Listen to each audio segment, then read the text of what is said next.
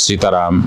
मेरे संत समाज, हिंदुस्तान के हिंदू साथियों और ऐसे मुस्लिम जो हिंदुओं से ही मुस्लिम बने हैं, जिनका इतिहास हिंदुओं का है, उन सभी को बहुत बहुत ध्यान से सुनने की अपील करता हूं, अनुरोध करता हूं। और ये आप जान लें कि 8वीं सदी से 17वीं सदी तक जब यहाँ पर मुसलमानों का आगमन हुआ, मुगलों का आगमन हुआ, अफगानों का आगमन हुआ, गजनी आया, लोधी आया, मोहम्मद बिन कासिम आया, तुगलक आए, अफगान आए, पठान आए, तो आप ये देखें कि हिंदुस्तान की लूट, हिंदुस्तान के मूर्तियों को विखंडित करना, हिंदुस्तान के स्थापत्य कला को समाप्त करना, लोगों की हत्या करना और सर का कत्लेआम करना एक रोज की आदत पड़ गई। ऐसा उदाहरण आखिर 7वीं 8वीं शताब्दी से पहले इस हिंदुस्तान में क्यों नहीं था? क्या कारण है? क्योंकि इस्लाम जिस दृष्टिकोण को, क्रांति के दृष्टिकोण को, विध्वंस के दृष्टिकोण को लेकर के चलता है, कहीं न कहीं यह एक कारण होता है। क्योंकि मदरसों में या बाकी स्थानों पर इन सारी चीज़ों को उस ढंग से परिष्कृत कर दिया जाता है लोगों के दिमाग में, जो कि नहीं होना चाहिए।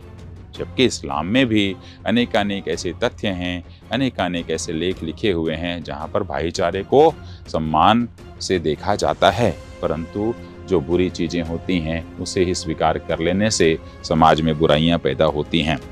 हमें ज्ञात होना चाहिए कि सेल्यूकस का मेगास्थनीज नाम का जो एक दूत था जो यहाँ पर आया हुआ था, उसने भारतीय सभ्यता को ग्रीक सभ्यता के समान ही माना था और उसने बताया कि हिंदुस्तान में जो गुलामी प्रथा प्रारंभ हुई मुगलों के माध्यम से, पठानों के माध्यम से, यह बहुत ही दर्दनीय और चिंतनीय रहा। उत्तर भारत के सभी शहरों को लूटा गया, बर्बाद किया गया ताकि यहाँ की संस्कृति, यहाँ की सभ्यता को नष्ट कर दिया जाए। हमें ज्ञात होना चाहिए कि शून्य का आविष्कार किया हमने, परंतु उसे अरब के लोग अपने साथ ले गए। अरबी साहित्य की शुरुआत से 1000 साल पहले, चाहे शून्य का हो या दशमलव प्रणाली की बात हो, हिंदुस्तान में ही स्थापित हो गई थी। और तो और अरबी की संख्या को हिंदसा कहा जाता है। हिंदसा, ये सोचिए, हिंदसा कहाँ से आया? हिंदू से आया। यह स्वयं प्रमाणित करता है कि वहाँ की संख्या जो हिंदसा कहलाती है, हिंदू संस्कृति से ली हुई है।